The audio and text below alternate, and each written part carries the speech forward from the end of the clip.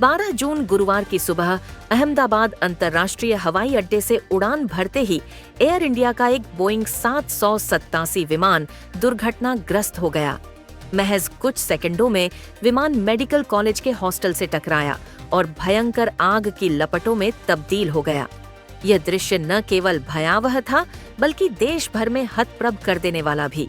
Hi tech aviation की दुनिया में इस तरह की दुर्घटना ने कई बड़े सवाल खड़े कर दिए हैं। क्या यह तकनीकी विफलता थी, मानवीय चूक, या फिर एक और हादसा जो सिस्टम की अनदेखी का नतीजा बन गया? एयर इंडिया की लंदन जा रही फ्लाइट AI 171 अहमदाबाद एयरपोर्ट से उड़ान भरने के महज 1 मिनट बाद ही दुर्घटनाग्रस्त हो गई। इस भयावह हादसे में अब तक 275 लोगों की मौत की पुष्टि हो चुकी है। मृतकों में 241 यात्री विमान में सवार थे, जबकि 34 लोग उस मेडिकल कॉलेज हॉस्टल में मौजूद थे जिस पर विमान आकर गिरा।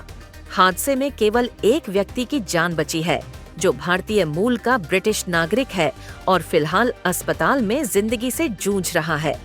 जिस क्षण विमान ने रनवे छोड़ा, शायद ही किसी ने सोचा होगा कि वो क्षण आखिरी साबित होगा। कैप्टन सुमित सभरवाल, जो एयर इंडिया में लाइन ट्रेनिंग कैप्टन थे, उन्होंने उड़ान भरने के चंद सेकंड बाद एयर ट्रैफिक कंट्रोल को अपनी आखिरी पुकार भेजी। मेडे, मेडे, थ्रस्ट नहीं मिल रहा, पावर कम हो रही है, प्लेन उठ नहीं रहा, नहीं बचेंगे। ये शब्द जैसे पूरे देश की चेतना में गूंज रहे हैं। इस संदेश के चंद सेकंड बाद ही विमान ने नियंत्रण खो दिया और अहमदाबाद के BJ मेडिकल कॉलेज की छात्रावास इमारत से टकरा गया। हादसे के बाद का दृश्य इतना भयावह था कि इसे शब्दों में बयान करना मुश्किल है। विमान का एक पंख दूर जाकर गिरा और उसका अधिकांश ढांचा जलकर राख हो गया। दमकल कर्मी मलबे पर पानी की बौछारें मारते रहे, लेकिन जो जल चुका था वह लौट आया नहीं जा सकता था। जिस हॉस्टल बिल्डिंग पर विमान गिरा, उसमें उस वक्त 60 से अधिक छात्र और डॉक्टर मौजूद थे। उनमें से 34 की जान चली गई। हादसे के बाद सिविल अस्पताल के सभी डॉक्टरों की छुट्टियां रद्द कर दी गईं। अस्पताल में एक के बाद एक 270 से ज्यादा शवों का पोस्टमार्टम किया गया है और 220 लोगों के DNA सैंपल लिए जा चुके हैं। विमान की कमान संभाल रहे कैप्टन सुमित सभरवाल मुंबई के पवई इलाके से थे और 8,200 घंटे से अधिक की उड़ान का अनुभव रखते थे। उनके को पायलट क्लाइव कुंदर, जिनके पास 1,100 घंटे की फ्लाइंग का अनुभव था, अभिनेता विक्रांत मैसी के चचेरे भाई थे। दोनों की जान इस हादसे में चली गई। साथ ही 12 क्रू मेंबर्स भी इस दुर्घटना में काल के गाल में समा गए। आज लंदन से अहमदाबाद एक विशेष फ्लाइट पहुंची है, जिसमें मृतकों के परिजन और रिश्तेदार आए हैं। कई शव बुरी तरह से झुलस चुके हैं, जिनकी पहचान केवल DNA सैंपल से ही संभव है। अब तक केवल 7 शवों की पहचान हो पाई है। बाकी की प्रतीक्षा लंबी, भावनात्मक और असहनीय है। इस हादसे की जांच अब बहुस्तरीय बन गई है।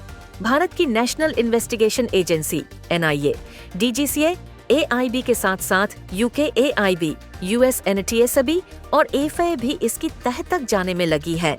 हादसे की परिस्थितियां, विमान की तकनीकी स्थिति और टेक ऑफ के समय की एयर ट्रैफिक रिकॉर्डिंग, हर पहलू खंगाला जा रहा है। प्रधानमंत्री नरेंद्र मोदी शुक्रवार सुबह अहमदाबाद पहुंचे। सबसे पहले वे घटनास्थल पर गए और फिर सिविल अस्पताल पहुंचे, जहां उन्होंने पीड़ित परिवारों से मुलाकात की। उनका चेहरा भी उतना ही पीला था जितना इस हादसे ने पूरे देश को कर दिया है। जब एक विमान टेक ऑफ के महज कुछ सेकंड में पावर लॉस की शिकायत करता है, तो सवाल उठते हैं, क्या फ्लाइट टेक्निकल क्लियरेंस में चूक हुई थी? क्या एयरक्राफ्ट की मेंटेनेंस रिपोर्ट पूरी तरह से जांची गई थी? क्या एयर ट्रैफिक कंट्रोल के पास प्लान B तैयार था? इन सवालों के जवाब जल्द से जल्द चाहिए, ताकि 275 जानें सिर्फ आंकड़ों में न बदलें, बल्कि उनके पीछे की सच्चाई देश के सामने आए।